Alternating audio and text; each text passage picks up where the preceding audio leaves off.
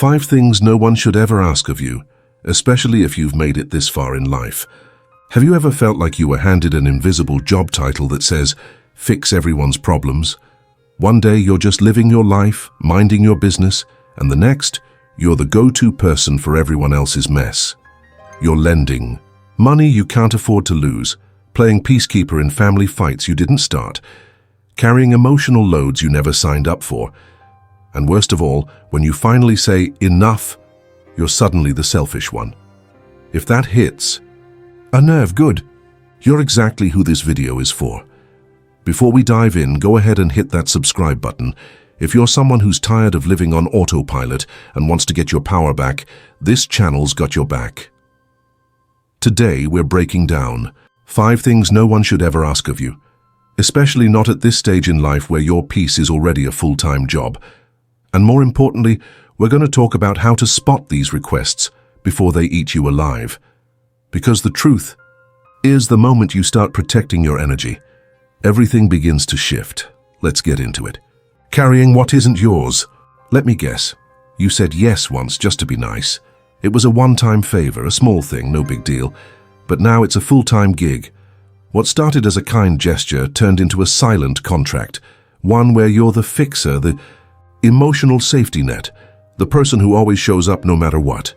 And now if you try to pull back, then guilt grabs you by the neck. Here's the deal. Carrying someone else's load will always cost you. Not just your time or energy, your mental health, your boundaries, your sense of identity. That stuff adds up, and no, you're not selfish for wanting to breathe. People get real comfortable with your yes, especially when it makes their life easier. Meanwhile, your own life's on hold, and if you've been there, you know, caring doesn't mean carrying. There's a difference.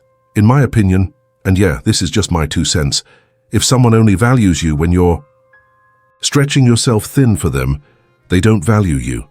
They value what you do for them, and trust me, that's not the same thing. Lending money when it's not an emergency, this one's tricky, because it's usually family, or someone you really care about. They hit you with the classic, hey, I just need a little help. I'll pay you back next month.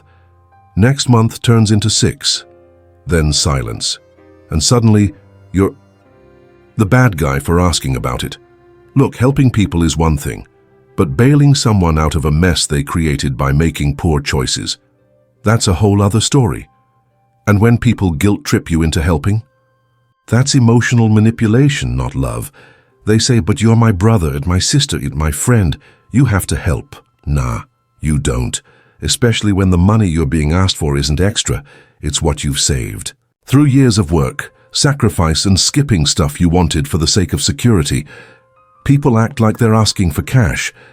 But what they're really doing is asking you to take responsibility for their decisions.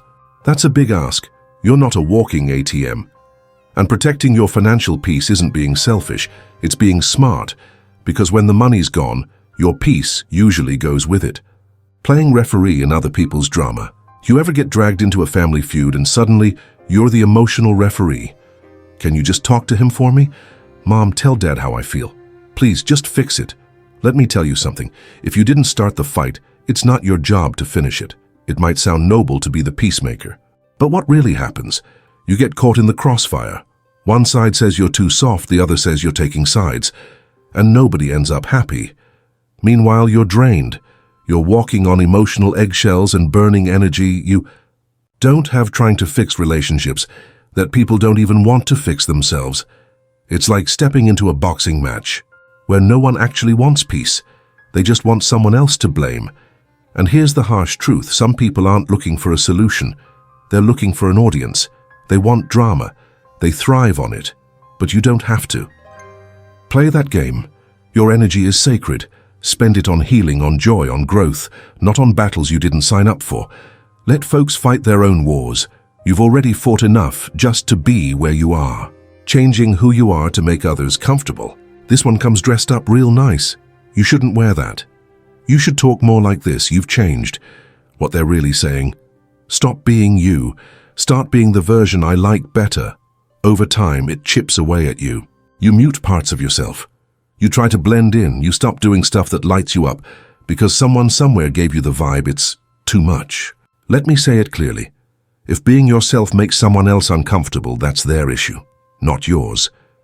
Jung said the privilege of a lifetime is becoming who you truly are. And he was right.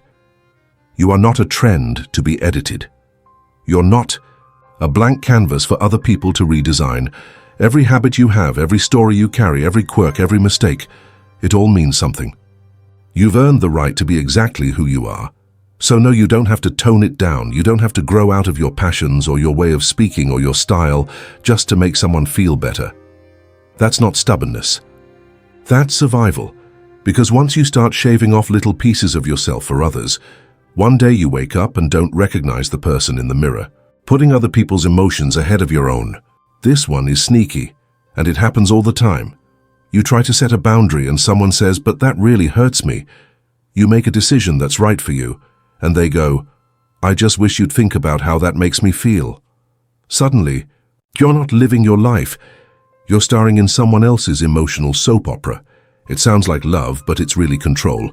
They're not asking you to care. They're asking you to shrink yourself so they don't feel uncomfortable. And that is not love. That's manipulation dressed as concern. When someone expects you to sacrifice your happiness so they can stay in their comfort zone, that's exploitation. Plain and simple. The peace you're chasing will never come from constant self-sacrifice, especially not when it means disappearing inside someone else's expectations. Healthy relationships don't ask you to dim your light. They make room for your joy, even when it doesn't match theirs. You have permission to say no. You have permission to feel deeply, speak honestly, and live loudly, even if that makes someone else squirm, because in the end it's your life. And your peace? That's on you to protect. So take a second, think about it. Have any of these 5 things been asked of you lately? And maybe even more importantly, have you been saying yes when you really wanted to say no? If so, it's not too late to start drawing the line. Because all 5 of these things, the favors, the loans, the drama, the identity pressure, the emotional guilt, they all have one thing in common. They chip away at your peace. And once that peace is gone, trust me, it's a long road back. You don't have to be the rescuer, the banker, the therapist, or the emotional punching bag. You're allowed to choose yourself, not because you don't care, but because you finally do. If this video spoke to you, share it with someone who needs to hear it. Someone who's been holding it together for everyone else while slowly falling apart. And tell me in the comments, which one of these hit you the hardest? If you made it this far, drop the word clarity in the comments so I know you're part of this journey. Fully present, fully aware. And hey, if you haven't already, make sure you subscribe. We've got more real talk coming about the things that drain us, the truths that free us, and the strength it takes to finally put ourselves first. See you in the next one. And until then, protect your peace. It's the most valuable thing you've got.